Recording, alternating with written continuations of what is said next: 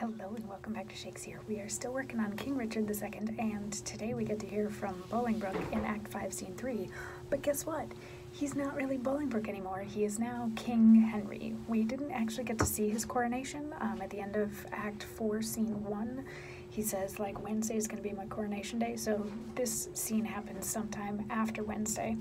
And also of note, in the end of Act 4, Scene 1, O'Merle went off with the Bishop of Carlisle and a couple other guys to sort of start plotting the downfall of now King Henry. So, yesterday we were at the York's house because O'Merle, who's actually now called Rutland because he lost his actual title names when King Richard was deposed, so King Richard is now just Richard. Henry Bolingbroke is King Henry the Fourth. And O'Merle is now Rutland. So O'Merle was discovered with a piece of paper by his father, the Duke of York, who has claimed that he's Switzerland in this whole thing. But this piece of paper was an agreement with like 12 names on it of all these conspirators who want to undo Bolingbroke, and by undo I mean probably kill. So the Duke of York threw on his boots and got on his horse and went running because he wanted to tell Bolingbroke about it. And the Duchess of York is like, you can't rat out your son. So she puts O'Merle on a horse and says, ride faster than your dad and go stop him from turning you in. It's fine if he turns everybody else in, but just stop him from turning you in. Because O'Merle is pretty sure that the conspirators are going to die for this whole thing. And then she's like, I'll come riding after. So now here we are in Act 5, Scene 3, where we are like in the court and King Henry is presiding. King Henry the Fourth is now presiding. And he says, can no man tell me of my unthrifty son? 'Tis full 3 months since I did see him last. If any plague hang over us, 'tis he. I would to heaven, my lords, he might be found.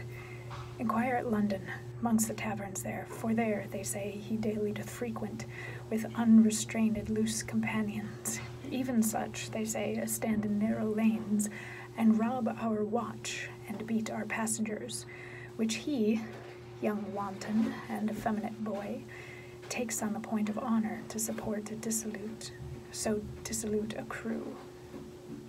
So, Henry the Fourth is now talking about his sort of worthless son, who, if you remember, last summer we had the Summer of Henrys, and we had Henry IV with Prince Hal as his son, who was hanging out in bars and all that sort of thing, and robbing people, dun dun dun.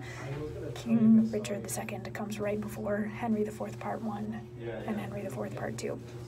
So these 3 plays together are often called like the Hollow Crown series. Tomorrow we'll get to hear a little bit more about hollow crowns and that sort of thing.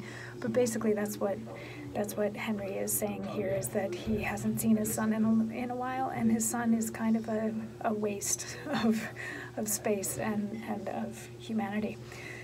So the people that are around him are like, yeah, we've seen him recently, we'll see if we can go find him. And then O'Merle comes flying in and is like, please, can I speak to the king by myself? So the other people that were there, like Percy and blah, blah, blah, they all leave. So now it's just Henry and O'Merle is like, you have to forgive me for what I'm about to tell you before I tell you anything. And the king's like, what? And O'Merle's like, can I please lock the door to make sure nobody else is coming in here, and you need to forgive me. So they lock the door, and he kneels down, and he's like, you have to forgive me. And Bolingbroke is like, what are you even talking about? And then York comes and starts banging on the door. He's like, you have a traitor in there, and you got to get him out. And Henry's like, what is going on in here? Eventually York comes in, and he's like, look, he was conspiring against you. And then the Duchess of York comes in, and she falls down on her knees, and she's like, please forgive my son, please, please, please, like, say pardon, grant him a pardon, begging for her son. And Bolingbroke is like, just like, stand up. And she's like, I'm not going to stand up until you pardon him. And so finally he pardons him. And York is a little bit upset that O'Merle gets pardoned, because he thinks he should have, been treated a little more harshly for plotting to kill the king. But Bolingbroke has pardoned him, but hasn't pardoned the rest of the conspirators. So the York family, the Duke of York, the Duchess of York, and O'Merle, leave to go live their lives. And Henry is like, yeah, the rest of the names on this list, they all need to be taken care of.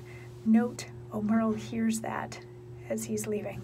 And that's how Act 5, Scene 3 ends, is with everybody sort of going their different directions, and Henry saying that the conspirators need to be dealt with. So yeah, that's the end of Act 5, Scene 3, and tomorrow we get into Act 5, Scene 4, where we get to find out how Richard is doing now that he has been sent off to Pomfret. His wife has been sent to France. He is no longer king. It's gonna be a long one tomorrow. I'll see you then for that. Mwah.